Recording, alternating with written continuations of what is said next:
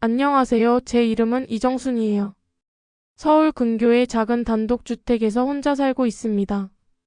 남편은 벌써 오래전에 세상을 떠났어요. 딸 하나, 아들 하나, 두 자식 키우느라 평생을 허리 펼 날 없이 일만 했습니다. 먹고 살기 힘들던 시절이었지만 애들만큼은 굶기지 말자는 생각으로 이를 악물었죠. 반찬값 아끼려고 제가 도시락 2개씩 싸갖고 다니면서 일했고 옷은 몇 벌 없는 낡은 옷만 입어도 자식들 학원비만큼은 제때 냈습니다. 그때는 그게 제 행복인 줄 알았습니다. 그런데요, 그런 치열한 시절을 지나고 나니 돌아오는 건 늘 당연한 듯한 자식들의 무심함 뿐이었습니다. 자식들이 결혼하고 나서는 더더욱 그랬죠. 아들 재성이는 결혼하고 집 나간 후로는 생일날 달랑 톡 하나 보내는 게 전부였습니다. 며느리 수인이는 1년에 전화 한 통 없는 사람이었고요. 어머니 바빠서요? 이 말이 인사처럼 들릴 만큼 뜸했습니다. 딸 지수는 그래도 자주 연락하고 시장 갈 때면 같이 가자고 불러주고 반찬도 싸다 줬습니다. 그래서 그런지 제 마음은 자연스럽게 딸에게 기울 수밖에 없었습니다. 이 집은 남편이 살아생전 저에게 남겨준 소중한 보금자리입니다. 제가 무슨 일이 있어도 기어이 지켜내야 할 곳이었죠. 이사만 5번을 다니면서도 결국 다시 돌아온 곳입니다. 지금은 2층은 새를 놓고 저는 1층에 조용히 살고 있습니다. 월세도 꼬박꼬박 들어오고 남편이 남겨준 연금도 있고 따로 모아둔 통장도 있습니다. 부족함은 없습니다. 누구에게 손 벌리지 않아도 충분히 살 수 있는 형편이에요. 그러니 더 이상 아쉬운 소리 하며 살고 싶지도 않았습니다. 요즘 들어 제 삶에 이상한 일이 하나 생겼습니다. 늘 무심하기만 하던 아들 재성이랑 며느리 수인이가 갑자기 저를 너무 극진히 챙기는 겁니다. 주말마다 불쑥 찾아와 온다 하고 고급 음식 사주겠다 하고 생전 듣도 보도 못한 건강식품을 들고 찾아왔습니다. 이런 적이 단 한 번도 없었거든요. 처음에는 그냥 반갑고 좋았습니다. 드디어 자식들이 철이 들었나 싶었죠. 그런데 어느 순간부터 불안한 생각이 들기 시작했습니다. 얘들이 정말 나를 걱정해서 이러는 걸까? 아니면 내가 가진 걸 알아챘나? 그 의심이 마치 가시처럼 제 마음을 찔러 밤잠을 설치게 만들었습니다. 사람이 갑자기 변하면 무섭다는 말이 딱 맞는 상황이었습니다. 며칠 전에는 재성이가 불쑥 전화를 해서 이러더군요. 엄마, 요즘은 혼자 계시기 적적하시죠? 우리 집 근처로 이사 오세요. 집도 알아봐 드릴게요. 전세금은 저희가 보태드릴 수 있어요. 옆에서 눈치 빠른 며느리 수인이가 뭐라고 속삭이더니 이내 수인이가 전화를 바꿔받았습니다. 어머니 혼자 계시니까 걱정돼서요. 저도 어머니 가까이 계시면 자주 뵐 수 있어서 좋을 것 같아요. 정말 걱정돼서 이러는 걸까요? 아니면 제 집을 정리하고 자신들 옆으로 오기 바라는 걸까요? 꼬리를 무는 질문들에 마음이 복잡했습니다. 며칠 뒤에는 비싼 한우 고깃집에서 점심을 사주더군요. 생일도 아닌데 말이에요. 어머니 요즘 소고기 잘 안 드셨죠? 그냥 오늘 기분 내고 싶었어요. 재성이가 연신 제 접시에 고기를 올려주었습니다. 며느리 수인이도 옆에서 맞장구를 쳤죠. 어머니 명절엔 저희가 제주도 보내드릴까 해요. 힐링 여행이요. 살면서 그렇게까지 살갑게 굴던 애들이 아니었습니다. 대체 뭐가 이렇게까지 바뀌었을까? 제 마음속에서는 경고등이 번쩍이는 것 같았지만 겉으로는 어색하게 웃고만 있었습니다. 하지만 제가 바보는 아니거든요. 그 애들이 그렇게 달라지기 전에 며칠 전 그들이 제 집을 한번 보러 왔었습니다. 그날 재성이가 거실을 둘러보다가 마치 혼잣말처럼 중얼거렸죠. 이 집 시세 많이 올랐겠다. 요즘 단독주택도 개발 얘기 나온다던데 이거 물려받으면 노후 걱정 없겠네. 그 말을 듣는 순간 제 가슴이 철렁 내려앉았습니다. 딱 그날부터였습니다. 두 사람이 갑자기 저에게 살갑게 굴기 시작한겨. 더 속상한 건 그런 상황에서 며느리 수인이가 따로 저를 불러 얘기했을 때입니다. 어머니 요즘 건강 안 좋아지셨다던데 그런 상황이면 미리 준비도 하셔야죠. 뭐랄까. 정리할 수 있는 건 미리 정리하시고. 순간 숨이 턱 막혔습니다. 이 사람들 내가 오래 못 살 거라고 생각하나 봐요. 벌써부터 내 재산을 머릿속에서 나누고 있었던 거죠. 겉으로는 걱정하는 척하면서 속으로는 재산 목록을 계산기 두드리듯 훑고 있었던 겁니다. 겉으로 걱정하는 척하며 속으론 계산기를 두드리던 아들과 며느리의 모습은 제 마음속에 깊은 상처로 남았습니다. 그럴 때마다 저는 제 딸 지수를 떠올렸습니다. 우리 딸 지수는 결혼하고도 매주 한 번씩 제게 찾아왔습니다. 엄마 병원 가야지. 시간 괜찮아? 엄마 이번 주말엔 같이 나물 캐러 갈래? 딸은 단 한 번도 제 집 이야기를 꺼낸 적이 없었습니다. 제 통장에 뭐가 있는지 궁금해한 적도 없었고요. 오히려 예전 남편 장례를 치를 때 시골 땅 문제로 재성이가 서류를 몰래 건드리려 했을 때도 지수가 저에게 화를 내며 말했습니다. 엄마 그건 엄마가 결정하셔야지. 재성이 오빠가 왜 그걸 몰래 챙겨요?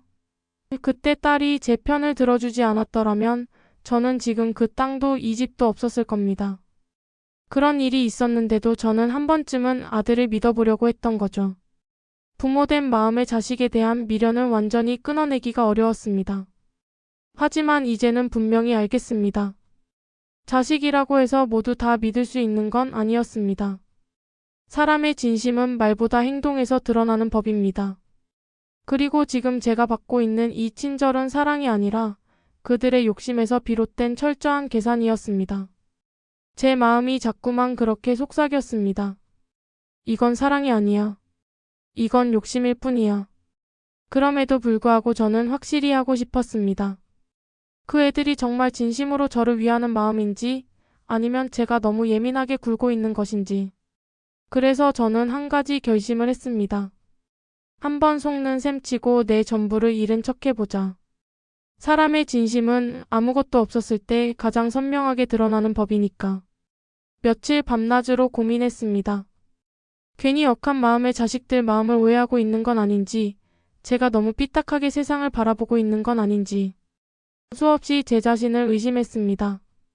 하지만 가슴 깊은 곳에서는 자꾸만 속삭이는 목소리가 있었습니다.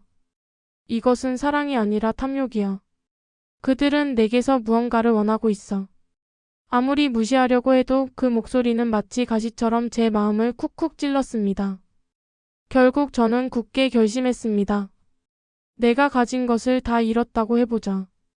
정말 나를 걱정하고 사랑한다면 그 절망적인 상황에서도 기꺼이 손을 내밀어 줄 것이다. 그러나 만약 아니라면 그들의 차가운 두 얼굴이 여과없이 드러나겠지. 그날 아침 저는 망설임 끝에 재성이에게 전화를 걸었습니다. 재성아, 큰일 났다. 엄마가 사기를 당했어.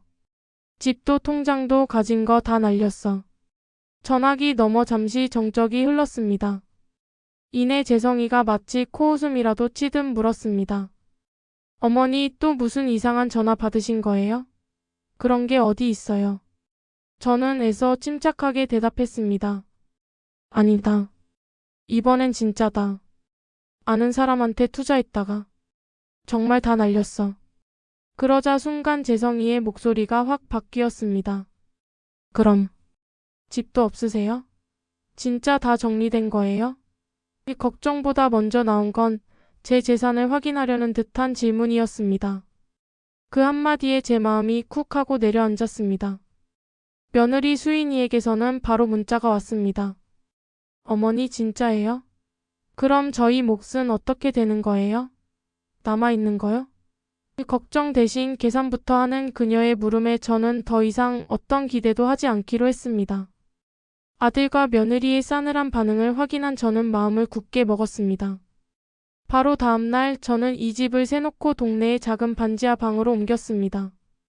연극을 위해 가구도 최소한으로 옮기고 옷은 일부러 낡고 해진 것들을 꺼내 입었습니다. 냉장고는 텅 비워두었고 방에는 형광등 하나 달랑 켰습니다. 작은 화장실에서는 곰팡이 냄새가 올라왔고 창밖으로는 차 소리 대신 하수구 물 흐르는 소리만 음산하게 들려왔습니다. 이 좁고 눅눅한 방에서 첫날 밤을 보내던 날 저는 차가운 벽에 머리를 기대며 가만히 중얼거렸습니다. 이 나이에 이런 연극을 하게 될 줄은 몰랐네. 비참하고 서글픈 마음이 밀려왔습니다. 며칠 뒤 동네 아주머니 한 분이 제가 폐지를 줍는 모습을 보고 깜짝 놀라며 물었습니다. 어머, 이정순 씨 아니에요? 여긴 웬일이에요? 단독주택에 사시던 분이. 저는 애써 담담하게 대답했습니다. 네, 다 정리했어요. 사기를 당해서요. 그 말을 꺼내는 순간 제 입술이 미세하게 떨렸습니다. 거짓말인데도 그 거짓말을 말하는 제 자신이 너무나 부끄럽고 아팠습니다. 이사 온 뒤로 저는 매일 새벽이면 동네 골목을 돌아다녔습니다. 정말 폐지를 줍는 사람처럼 보이기 위해서였습니다. 무거운 리어카 대신 종이 박스를 양팔 가득 껴안고 골목 끝까지 걸어 다녔습니다. 허리 아픈 건 둘째치고 동네 사람들이 저를 쳐다보는 시선이 너무나 아팠습니다. 저분 그 좋은 집에 살더니 왜 저렇게 됐을까? 속으로 그런 말들을 하는 듯 그들의 시선이 제 귀에 울리는 것 같았습니다. 그렇게 며칠을 보냈지만 아들이나 며느리는 단 한 번도 저를 찾아오지 않았습니다. 하루는 며느리 수인이가 우리 집 근처에 친구를 만나러 왔다가 길 건너편에서 저를 봤을 겁니다. 제가 폐지를 줍고 있는 모습을요. 그런데 그녀는 그냥 지나쳤습니다. 고개도 돌리지 않고 심지어 눈이 딱 마주쳤는데도 마치 모르는 사람처럼 저를 외면했습니다. 그 순간 제 가슴이 찢어지는 듯 했습니다. 아무 말 없이 그대로 지나쳐버린 그날 밤, 재성이에게서 문자 메시지 하나가 도착했습니다. 어머니, 그만 좀 징징대세요. 제발 민폐 좀 그만 끼치시고요. 가슴이 내려앉는다는 말이 진짜 이런 기분이구나 싶었습니다. 그 한 줄의 메시지에 제 심장이 멎는 줄 알았습니다. 하지만 동시에 저는 확실히 알았습니다. 그래, 이제는 확실히 알겠어. 이 아이들은 내가 가진 것만 보고 있었던 거야. 나라는 사람은 그들에게 그저 돈을 물려줄 껍데기에 불과했던 거야. 그런데 이상하죠? 눈물이 나지 않았습니다. 그저 싸늘하게 마음만 식어갈 뿐이었습니다. 이젠 돌아올 일도 더 이상 이 아이들에게 속을 일도 없겠구나. 그런 다짐만 제 마음속에 단단하게 자리 잡았습니다. 이 모든 연극이 끝나는 날, 제가 마주할 현실에 대한 차가운 예감만이 가득했습니다. 어느 날 아침 낡은 종이 박스들을 정리하다가 허리를 삐끗했습니다. 억소리가 절로 나왔지만 아무도 없는 반지하 방에서는 제 신음소리만 공허하게 울릴 뿐이었습니다.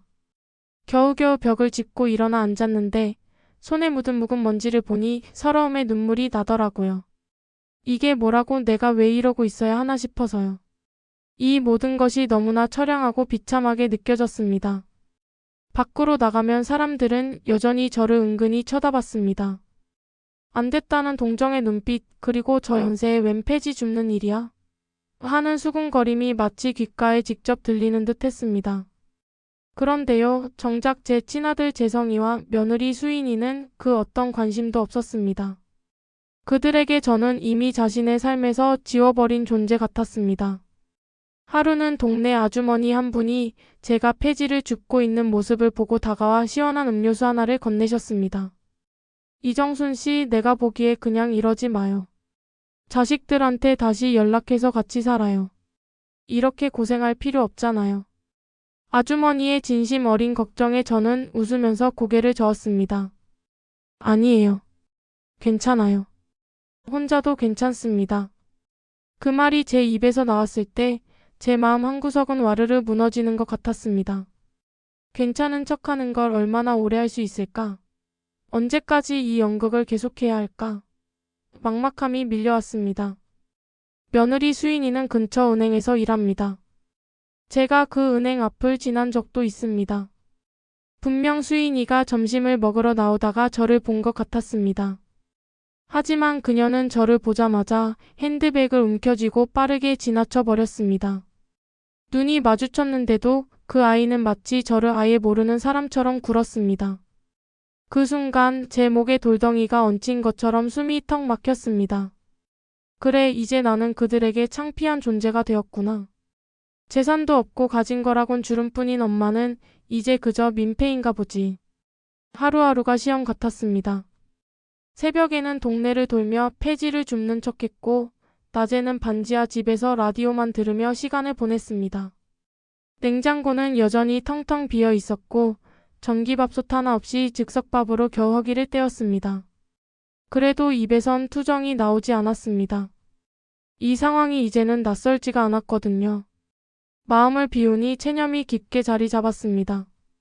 세상의 냉정함과 자식들의 무관심을 받아들이는 순간 이상하게도 마음이 편안해지는 것을 느꼈습니다. 그런 날이 계속되던 어느 날이었습니다. 눅눅한 반지하 방문을 누군가 두드렸습니다. 처음엔 집주인인 줄 알았습니다. 창문 너머로 살짝 내다보니 거기 서 있는 사람은 다름 아닌 제 딸 지수였습니다. 엄마, 여기 있었어요? 그녀의 목소리를 듣는 순간 제 몸이 굳어버렸습니다. 아무 말도 못하고 저는 그저 문을 열었습니다. 지수는 방 안을 둘러보더니 작은 입으로 손을 막았습니다. 이게 뭐예요, 엄마? 왜 이런 데서? 왜 아무 말도 안 했어요? 그 아이의 눈에 뜨거운 눈물이 고였고 저는 애써 웃으면서 말했습니다. 아유, 그냥 잠깐 살려고 온 거야. 별일 아니야. 별일이 아니라니요. 이게 어떻게 별일이 아니에요? 지수는 조용히 제 손을 잡았습니다. 그 작은 손은 제게 세상에서 가장 따뜻한 위로가 되었습니다. 엄마, 이러지 마요. 제발, 같이 가요. 우리 집으로 가요. 그 말이 그렇게 따뜻할 줄 몰랐습니다. 괜찮다고 말하려 했는데 목이 메어서 소리가 나오지 않았습니다. 저는 그저 고개만 끄덕였습니다. 그리고 그날 저녁 저는 지수 집 작은 방에 조용히 누웠습니다. 아무 냄새도 없고 하수구 물소리도 들리지 않았습니다. 창문으로는 시원한 바람이 살랑살랑 들어왔습니다. 그 순간 깨달았습니다. 사람이 숨을 쉴 수 있는 공간이 있다는 게 얼마나 감사한 일인지요. 그리고 진심으로 걱정해주고 사랑해주는 사람이 있다는 게 얼마나 귀한 건지요. 나는 아직 살아있구나. 내 마음도 내 숨도 나라는 사람도. 지금부터가 진짜 시작이구나. 그런 강렬한 생각이 제 머릿속을 스쳐 지나갔습니다. 지수 집에 머문 지 한 달이 넘었습니다. 그 한 달은 제 인생에서 가장 조용하고 따뜻한 시간이었습니다. 손주는 늘 밝게 웃으며 저를 따랐고 사위는 말없이 제 짐을 방 한쪽에 깔끔하게 정리해 주었습니다. 지수는 제 눈치를 보지 않았고 저 역시 지수 눈치를 볼 필요가 없었습니다. 이런 게 진정한 가족이구나. 저는 늦게나마 그 소중한 의미를 배웠습니다. 매일 아침 따뜻한 밥상을 받고 밤에는 지수와 도란도란 이야기를 나누는 시간들이 제 마음속 깊이 스며들었던 상처를 조금씩 치유해 주었습니다. 반지하 방에서의 비참함은 이제 아득한 기억처럼 느껴졌습니다. 그러던 어느 저녁이었습니다. 지수가 설거지를 마치고 식탁에 앉았고 저도 마주보며 앉았습니다. 마음속에서 오래된 돌덩이 하나를 꺼낼 준비가 되었습니다. 이제는 말해야 한다. 저는 겨우 입을 열었습니다. 지수야. 엄마가 사실은. 지수는 제 눈을 똑바로 바라보며 고개를 끄덕였습니다. 그녀는 이미 모든 것을 알고 있다는 듯이 조용히 제 말을 기다렸습니다. 저는 며칠 밤낮을 고민했던 고백을 시작했습니다. 집도 그대로 있고 통장도 건드린 거 없어. 아무것도 잃지 않았어. 그냥 내 오빠랑 수인이가 요즘 갑자기 너무 잘해주니까. 그게 너무 이상해서. 정말 그들의 진심이 뭔지 알고 싶었어. 그래서 내 오빠 며느리가 나에게서 돈을 보고 있는 건 아닌지, 나를 떠올릴 때마다 돈을 먼저 떠올리는 건 아닌지 그것이 궁금했어. 부모로서 자식의 진짜 마음을 알고 싶었을 뿐이야. 지수는 잠시 아무 말도 하지 않았습니다. 그저 제 손만 꽉 잡고 있었습니다. 너까지 속일 수밖에 없었어. 미안하다 지수야. 제 말에 지수 눈에서 뜨거운 눈물이 또르르 흘러내렸습니다. 엄마. 나는 아무것도 몰라도 그냥 엄마가. 내 엄마니까 챙겼던 거야. 엄마가 집이 있든 없든 돈이 있든 없든 그런 건 중요하지 않아. 그냥 엄마니까. 그 말에 제 마음이 덜컥 주저앉았습니다. 제 인생에서 단 한 사람, 조건 없이 제 편을 들어주는 사람이 있다는 게 얼마나 큰 위로인지 그날 비로소 깨달았습니다. 그동안 제가 겪었던 모든 외로움과 서러움이 지수의 따뜻한 말 한마디에 눈 녹듯 사라지는 것 같았습니다. 그날 밤 저는 잠을 이루지 못했습니다. 지수는 그날 이후로 더 조심스럽게 저를 챙겼고 저는 마음속으로 하나의 결정을 굳혔습니다. 이 아이는 내가 가진 전부를 남겨도 아깝지 않은 사람이구나. 아니, 오히려 이 아이에게는 더 많은 것을 주고 싶다. 조건 없이 저를 사랑하고 보듬어준 딸에게 제가 가진 모든 것을 주고 싶다는 강렬한 마음이 제 마음속에 자리 잡았습니다. 며칠 뒤였습니다. 지수가 출근한 사이 저는 법무사 사무실에 전화를 걸었습니다. 노인네 혼자 움직이는 게 쉬운 일은 아니었지만 그날은 이상하게 다리가 가벼웠습니다. 상담 예약을 잡고 다음날 지수와 함께 법무사 사무실을 방문했습니다. 엄마 진짜로 나한테 증여한다고? 지수는 놀란 표정으로 저를 바라봤습니다. 응. 내가 가진 게 많진 않아도 이 집 하나만큼은 진심으로 아낌없이 줄 수 있는 사람한테 주고 싶었어. 네가 바로 그런 사람이야. 그런데 왜 지금이야? 나중에 해도 되잖아. 지수가 걱정스러운 듯 물었습니다. 지금 확실히 해놔야지. 안 그러면 내 오빠한테 다 뺏겨. 제 말에 지수는 한참을 말이 없었습니다. 그저 서류에 조용히 도장을 찍으며 눈시울만 붉혔습니다. 딸의 눈에는 감격과 함께 미안함이 교차하는 듯 했습니다. 등기 이전 접수는 법무사 손에 들어갔고 며칠 뒤 등기부 등본에는 제 딸 지수의 이름이 새겨졌습니다. 조용히 모든 것이 마무리되었다고 생각한 어느 날 딸 지수에게 고모에게서 전화가 왔습니다. 지수야, 너희 엄마가 너한테 집 물려줬다며? 아들이 아니라 딸한테 다 넘겼다는 소문이 동네에 쫙 퍼졌어. 지수는 당황한 듯 저를 쳐다봤습니다. 저는 아무 말 없이 고개를 끄덕였습니다. 이제 뭐라고 해도 괜찮아. 내 마음이 더는 흔들리지 않으니까. 저는 딸의 시선에 아무렇지 않게 미소 지었습니다. 지수와 조용한 일상을 보내던 어느 날 오후였습니다. 갑자기 초인종이 미친 듯이 울렸습니다. 지수가 문을 열기도 전에 거실까지 고함이 들렸습니다. 여기 계셨네, 어머니. 재산을 통째로 넘겼다더니 진짜였네요. 며느리 수인이었습니다. 그녀의 얼굴은 붉게 달아오르고 눈은 완전히 뒤집힌 사람처럼 저에게 달려들었습니다. 아들 재성이도 뒤이어 들어오자마자 신발도 벗지 않고 소리쳤습니다. 왜 지수한테만 다 줬어요? 내가 아들이잖아요. 그럼 나한테도 절반은 줬어야지. 지수가 나서려 하자 수인이는 비웃으며 손사래를 쳤습니다. 됐어요. 애교 몇 번 떨면 집 한 채 뚝딱 물려주신 어머님이나 말 조심하세요. 말 조심해.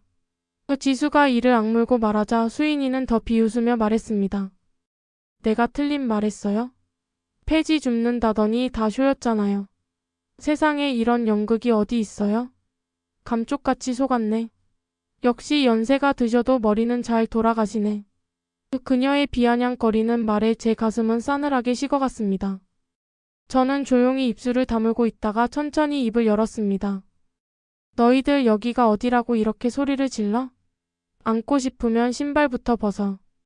재성이는 신경질적으로 신발을 벗어 던지며 말했습니다. 그럼 설명이라도 해봐요. 왜 그렇게까지 하셨어요? 왜 사기당해서 전 재산 날렸다고 거짓말하시고 반지하 살면서 폐지 줍는 연기를 하신 거예요? 그건 부모가 자식을 시험한 거예요. 정상이 아니라고요. 저는 재성이의 얼굴을 똑바로 바라보았습니다. 시험? 폐지 줍고 있을 때 내가 뭐라고 했는지 기억 안 나니? 수인이가 쏘아붙였습니다. 아니, 그걸 그렇게까지 쓰고 놓고 딸한테 몰래 증여한 건 진짜 너무하신 거 아니에요? 우리를 이 안에 놓고 뒤통수 치셨어요. 저는 천천히 일어섰습니다. 내가 사기당했다고 했을 때 남은 재산부터 따진 게 누구였지? 재성이가 당황하며 말했습니다. 그땐 당황해서 우리가 잘 몰라서 그랬지. 그래. 그 당황스러움이 너희들의 본심이었어. 내가 가진 재산이 없다고 생각하니 너희의 본색을 그대로 드러내더구나. 저는 지수를 바라봤습니다. 내 동생은 내가 아무것도 없는 사람일 때에도 내 옆에 있어줬다. 단 한 번도 조건 달지 않고 너희처럼 말 돌리지도 않았고 계산하지도 않았어. 수인이가 이죽거리며 말했습니다. 그래서 그 보상으로 집 한 채? 와, 진짜 웃기네요. 정 떨어지게. 그 순간 저는 단호하게 말했습니다. 그래. 정 떨어져라. 나는 폐지를 주어도 너희 집 앞에는 안 간다. 사람이 뭘 갖고 있을 때보다 없을 때 더 선명해지는 게 있어. 그게 바로 인연이야. 이제는 나에게 남은 시간에 너희가 낄 자리는 없어. 재성이가 고개를 숙이며 말을 더듬었습니다. 엄마. 그냥 좀 더 생각. 저는 그의 말을 잘랐습니다. 늦었어. 나는 너희에게 줬던 마음 다 접었어. 돌아가라. 지수는 단단히 굳은 얼굴로 현관문을 열었습니다. 나가세요. 더 듣고 싶지 않아요. 그들은 끝까지 한마디 변명조차 하지 못한 채 조용히 나갔습니다. 문이 닫히고 나니 집안은 평온한 정적이 돌아왔습니다. 저는 깊이 숨을 고르며 창밖을 바라봤습니다. 이번엔 정말로 끝이었습니다. 그리고 그렇게 후련한 적은 없었습니다. 재성이와 수인이가 집을 나선 후 집안에는 묘한 평온함이 감돌았습니다. 그들의 고함과 비난이 사라진 공간은 마치 깨끗하게 정화된 듯 했습니다. 저는 깊이 숨을 고르며 창밖을 바라보았습니다. 창밖 풍경은 여느 때와 다름없었지만 제 마음속은 완전히 달라져 있었습니다. 이번엔 정말로 끝이구나. 그런 생각이 들자 이상하게도 후련함이 밀려왔습니다. 더 이상 그들에게 기대할 것도 실망할 것도 없다는 사실이 저를 자유롭게 했습니다.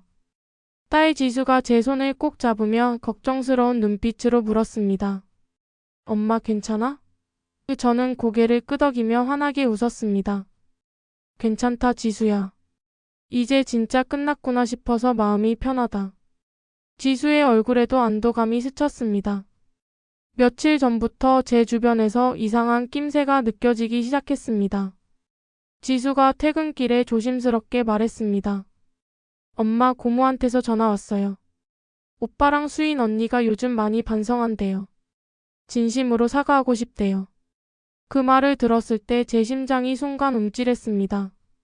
반성? 이 타이밍에?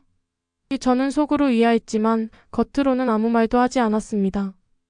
그저 고개만 끄덕일 뿐이었습니다. 그리고 이틀 뒤 정말로 아들과 며느리가 집으로 찾아왔습니다. 문 앞에 서 있는 그들의 얼굴은 이전과는 다르게 밝았습니다. 마치 아무 일도 없었던 것처럼요. 오히려 예전 제가 집을 증여하기 전 살갑게 굴던 모습과 흡사했습니다. 엄마, 지수야, 오랜만이다. 재성이는 큰 소리로 외치며 집 안으로 들어왔고 수인이는 다짜고짜 제 손을 잡았습니다. 어머니, 지난번엔 저희가 너무 서툴렀어요. 정말 죄송해요. 그래서 이번엔 진심으로 말씀드리러 왔어요. 정말로. 같이 살고 싶어요. 그녀의 눈에는 심지어 눈물까지 맺혀 있었습니다. 저도 순간 마음이 흔들리는 듯 했습니다. 정말 반성한 걸까? 그들의 진심은 어디까지일까? 하지만 오랫동안 단단히 다져온 마음이 있었기에 저는 그저 고요하게 그들의 행동을 지켜볼 뿐이었습니다. 식탁에 둘러앉아 밥을 먹는데 아들 재성이가 조심스럽게 말을 꺼냈습니다. 엄마, 우리 생각해봤는데 이젠 엄마 혼자 계시는 것보다 우리가 모시는 게 낫지 않을까 싶어요. 같이 살아요, 우리. 며느리 수인이도 옆에서 거들었습니다. 네, 어머니. 이제는 진짜 가족처럼 지낼 수 있을 것 같아요. 여기 사시는 건 사위 눈치 보이지 않으세요? 그래도 사위보다는 아들이 낫죠. 그녀의 말은 이상하게 들렸습니다. 정말 이제서야 가족처럼? 그럼 그동안은 나를 뭘로 여긴 거지? 그 지수는 아무 말 없이 숟가락을 내려놓았습니다. 저는 조용히 웃으며 말했습니다. 같이 사는 건 좀 생각해보자. 나도 준비가 필요하니까. 그러자 재성이가 즉각적으로 반응했습니다. 천천히 생각하세요, 어머니. 시간 많아요. 엄마 편한 대로 하셔도 돼요. 그날 대화는 겉으로는 화해 분위기였지만 제 속은 전혀 편하지 않았습니다. 오히려 더욱 복잡해졌습니다. 그들이 왜 갑자기 또다시 나를 모시겠다고 하는 걸까? 정말 나를 걱정해서일까? 의심의 끈을 놓을 수 없었습니다. 아들과 며느리가 돌아간 며칠 후 고모에게서 전화가 왔습니다. 언니, 나 이 얘기 꼭 해야겠어. 언니한테 너무 미안해서 잠이 안 와. 고모의 목소리는 다급하고 격앙되어 있었습니다. 왜, 무슨 일인데? 저는 불안한 예감에 조용히 물었습니다. 며칠 전에 재성이랑 수인이가 우리 집에 왔었거든. 술 한잔하면서 너희 얘기를 하는데 나 그 말 듣고 기겁했어. 고모의 다음 말은 제 심장을 얼어붙게 만들었습니다. 무슨 말을 했는데? 고모는 떨리는 목소리로 그들의 대화를 전했습니다. 재성이가 그러더라. 엄마한테 잘해서 같이 살자고 해서 증여 다시 취소하게 하고 자기네로 명예 이전하게 하고 그 다음에 다시 지수로 보내자고 하더라. 자기들이 받아야 할 몫은 받아야 한다면서. 그 말하는데 내가 소름이 쫙 끼치더라. 고모의 말이 이어질수록 소화기를 잡은 제 손이 떨렸습니다. 마음속 깊은 데서 끓어오르는 무언가가 있었습니다. 기막힘, 슬픔, 그리고 배신감. 아니, 이제는 확신이었습니다. 이 사람들은 바뀌지 않았구나. 기회만 노리고 있었구나. 사람 마음 가지고 이렇게 장난치는 것을 두려워하지 않는구나. 그들은 여전히 저의 재산만을 탐내고 있었던 겁니다. 저는 핸드폰을 내려놓고 창밖을 바라봤습니다. 거기에는 저를 속이고 웃던 아들과 며느리의 얼굴이 잔상처럼 떠올랐습니다. 이번엔 절대 다시 무너지지 않을 겁니다. 그들에게 또다시 속아 넘어가지 않을 것이라고 저는 스스로에게 굳게 다짐했습니다. 며칠 후였습니다. 아무런 예고도 없이 초인종이 울렸습니다. 지수는 문 밖을 확인하곤 저를 바라봤습니다. 엄마, 오빠랑 수인 언니야. 저는 가만히 고개를 끄덕였습니다. 지수는 무겁게 현관문을 열었고 그 앞에 선 두 사람은 마치 아무 일도 없었다는 듯 해맑은 얼굴을 하고 있었습니다. 엄마, 지수야, 오랜만이다. 재성이는 큰 소리로 외치며 집 안으로 들어왔고 수인이는 다짜고짜 제 손을 잡았습니다. 어머니, 지난번엔 저희가 너무 서툴렀어요. 정말 죄송해요. 그래서 이번엔 진심으로 말씀드리러 왔어요. 정말로 같이 살고 싶어요. 어머니 혼자 사시는 거 보면 저희 마음이 너무 아파요. 그녀는 진심이라는 듯 눈물까지 글썽였습니다. 식탁에 앉자마자 재성이가 또다시 본론을 꺼냈습니다. 엄마, 지난번에 우리가 너무 성급했나 봐. 엄마도 지수랑 잘 지내시는 건 알겠는데 그래도 아들이랑 사는 게 맞지 않아? 수인이는 옆에서 고개를 끄덕이며 거들었습니다. 어머니, 저희가 잘못했어요. 그렇지만 이제라도 기회를 주세요. 저희가 정말 진심으로 모실게요. 같이 살아요, 어머니. 여기 사시는 건 사위 눈치 보이지 않으세요? 사위 눈치라니. 그녀의 말은 이상하게 들렸습니다. 정말 이제서야 가족처럼? 그럼 그동안은 나를 뭘로 여긴 거지? 지수는 아무 말 없이 숟가락을 내려놓았습니다. 저는 조용히 웃으며 말했습니다. 혼자? 나 혼자 아니야. 지수랑 같이 있지 않니? 재성이가 급히 말을 이었습니다. 아니, 엄마. 말은 그렇지만 그래도 딸보다는 아들이 책임지는 게 맞지 않아요? 수인이가 조심스럽게 말을 꺼냈습니다. 사실은요, 어머니. 요즘 시세가 좀 오르기도 했고 증여를 취소하는 게 좋겠어요. 저는 고개를 들어 수인이를 똑바로 바라봤습니다. 그게 무슨 말이니? 재성이는 머쓱하게 웃으며 말했습니다. 아니, 그게 그냥 상황이 달라질 수도 있으니까. 어머니가 헷갈리셨을 수도 있고 괜히 서두르신 거 아니면 다시 생각해봐도 된다는 말이지. 재성이의 말에 딸 지수가 벌떡 일어났습니다. 지금 뭐라고 했어요? 헷갈리셨을 수도 있다고요? 엄마가 스스로 판단을 못한다는 뜻이에요. 수인이는 당황하며 손사래를 쳤습니다. 아니, 그게 아니라 그냥 어머니가 감정적으로 결정하신 건 아닌가 해서요. 저는 조용히 숟가락을 내려놓았습니다. 지수야, 괜찮다. 앉아라. 그리고 두 사람을 향해 말했습니다. 이 집은 이제 지수 거다. 건들 생각 말아라. 재성이의 얼굴이 순식간에 굳어졌습니다. 엄마, 정신 차리고 다시 생각해봐. 저는 단호하게 그들의 눈을 바라보며 말했습니다. 고모한테 다 들었다. 너희는 이 집을 가지려고 일을 꾸몄더라. 나를 속여서 다시 증여를 취소하고 너희 명의로 바꾸려 했다는 걸. 수인이는 고개를 돌렸고 재성이는 입술을 앙다물었습니다. 그들은 더 이상 변명할 여지가 없다는 것을 깨달은 듯 했습니다. 지수가 조용히 입을 열었습니다. 그녀의 목소리는 침착했지만 그 속에는 단단한 결의가 담겨 있었습니다. 이제 그만 돌아가세요. 여기 다시 올 필요 없어요. 엄마가 선택한 거예요. 그 선택 제가 끝까지 지켜드릴 거예요. 재성이는 헛웃음을 지으며 말했습니다. 그래. 결국 엄마한테는 딸밖에 없나 보네. 저는 마지막으로 그들을 향해 말했습니다. 제 목소리는 낮고 단호했습니다. 내 말이 맞다. 결국 내 편은 딸 하나였더라. 너희는 나를 2번 버렸어. 그 대가는 너희 인생에서 스스로 감당해라. 2사람은 말없이 나갔고 현관문이 닫히자 집안은 다시 고요해졌습니다. 지수가 제 손을 꼭 잡았습니다. 엄마 괜찮아? 저는 고개를 끄덕이며 미소 지었습니다. 괜찮다 지수야. 이제 진짜 끝났구나 싶어서 마음이 편하다. 그 순간 제 마음속에 남아있던 미련과 상처의 찌꺼기들이 모두 사라지는 것을 느꼈습니다. 그날 밤 저는 자수천 위에 조용히 바늘을 옮겼습니다. 한 땀 한 땀 수를 놓으며 제 삶의 새로운 시작을 다짐했습니다. 사람은 늙어도 배울 수 있습니다. 마음을 지키는 법을, 그리고 더 이상 바보처럼 살지 않는 법을 말입니다. 이제 저는 속지 않습니다. 절대로 다시는. 진정으로 저를 위하는 사람과 그렇지 않은 사람을 분명하게 구분할 수 있게 되었습니다. 지수와의 평화로운 일상이 계속되던 어느 날 고모에게서 다시 전화가 왔습니다. 언니, 나 요즘 잠이 안 와. 재성이랑 수인이 때문에. 저는 조용히 듣고 있었습니다. 걔네들이 요즘 아주 난리도 아니야. 언니가 집을 지수한테 증여했다는 소문이 동네에 쫙 퍼지니까 여기저기 전화해서 언니 욕하고 지수 욕하고.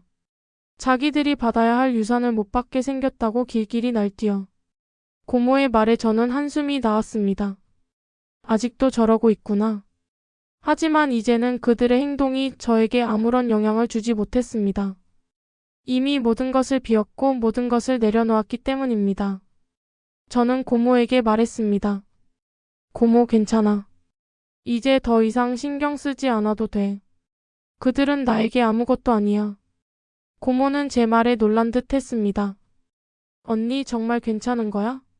예전 같았으면 벌써 속 앓고 있었을 텐데. 저는 웃으며 대답했습니다. 이제는 아니야. 더 이상 그런 것들에 내 마음을 흔들리지 않아. 지수도 이제는 아들과 며느리의 연락을 완전히 끊었습니다. 처음에는 가족인데 어떻게 이럴 수 있냐며 괴로워하기도 했지만 제가 단호하게 대처하는 모습을 보며 지수 역시 마음을 정리했습니다. 엄마, 나도 이제 오빠랑 언니한테 미련 없어. 엄마가 편안하면 됐어. 딸의 지지와 이해는 제게 큰 힘이 되었습니다. 우리의 삶은 더욱 견고해졌습니다. 지수는 퇴근 후 저와 함께 저녁을 먹고 주말에는 함께 공원에 가서 산책을 하거나 집 근처 도서관에 가서 책을 읽기도 했습니다. 손주도 저를 너무나 따랐습니다. 학교에서 돌아오면 할머니 방으로 달려와 오늘 있었던 이야기를 제잘거렸습니다. 사위는 여전히 말없이 제게 필요한 것들을 챙겨주었고 제가 편안하게 지낼 수 있도록 세심하게 배려해 주었습니다. 이런 것이 바로 진정한 가족의 모습이라는 것을 저는 늦게나마 배우고 있었습니다. 돈 때문에 저를 외면하고 저의 삶을 조롱하며 심지어 저를 속이려 했던 아들과 며느리. 그들에게 저는 그저 재산 목록의 일부였습니다. 그러나 딸 지수는 제가 아무것도 가진 것이 없는 상황에서도 조건 없이 제 옆에 있어 주었습니다. 그녀는 저의 존재 자체를 사랑했고 저의 행복을 진심으로 바랐습니다. 이것이 바로 제가 삶의 마지막 순간까지 지켜내고 싶었던 가치였습니다. 이제 저는 더 이상 과거에 얽매이지 않습니다. 저는 당당하게 제 삶을 살고 있으며 저를 진정으로 사랑하는 가족들과 함께 행복한 시간을 보내고 있습니다. 제 이야기가 어쩌면 누군가에게는 충격적으로 들릴 수도 있습니다. 하지만 저는 이 이야기를 통해 진정한 가족의 의미와 돈으로는 살 수 없는 소중한 가치들이 있다는 것을 전하고 싶습니다. 여러분, 사람의 진심은 가장 어려운 순간에 드러납니다. 그리고 그 진심을 알아볼 수 있는 용기 또한 중요합니다. 더 이상 속지 않고 더 이상 흔들리지 않는 삶을 살 수 있게 된 지금, 저는 더없이 행복합니다. 제 사연을 끝까지 들어주셔서 감사합니다. 오늘 우리는 이정순 씨의 가슴 아프지만 결국은 희망을 찾아낸 사연을 함께 했습니다. 자식에게 모든 것을 주려 했던 어머니의 사랑이 어떻게 돈 앞에 시험받고 결국 어떤 아픔을 마주하게 되었는지, 그리고 그 속에서 진정한 가족의 의미를 어떻게 찾아냈는지 우리는 보았습니다. 이정순 씨의 이야기는 우리에게 깊은 질문을 던집니다. 자식에게 부모란 어떤 존재여야 하는가? 그리고 부모는 자식에게 무엇을 기대해야 하는가? 돈과 재산이 얽히면서 뒤틀린 가족 관계는 비단 이정순 씨만의 이야기가 아닐 것입니다. 많은 이들이 겪고 있는 현실적인 고민과 고통이 이 사연 속에 녹아 있습니다. 하지만 이정순 씨는 절망 속에서도 용기를 잃지 않았습니다. 비록 아들과 며느리에게 처절한 배신을 당했지만 그녀는 스스로를 지키기 위해 담대한 결정을 내렸습니다. 그리고 그 과정에서 조건 없는 사랑을 보여준 딸 지수 덕분에 진정한 가족의 소중함을 깨닫고 삶의 마지막 순간까지 지켜내고 싶은 가치를 발견했습니다. 이 사연은 우리에게 돈보다 귀한 것이 무엇인지, 그리고 진정한 가족이란 무엇인지를 다시금 생각하게 합니다. 어려움 속에서도 자신을 지켜내고 진짜 사랑을 찾기 위한 이정순 씨의 용기와 결단이 여러분의 삶에도 작은 울림과 희망이 되기를 바랍니다. 진정한 인연은 조건 없이 옆에 있어주는 것이며 그 사랑이야말로 삶을 지탱하는 가장 큰 힘임을 기억하며 여러분의 가정에도 따뜻한 사랑과 평화가 가득하기를 응원합니다.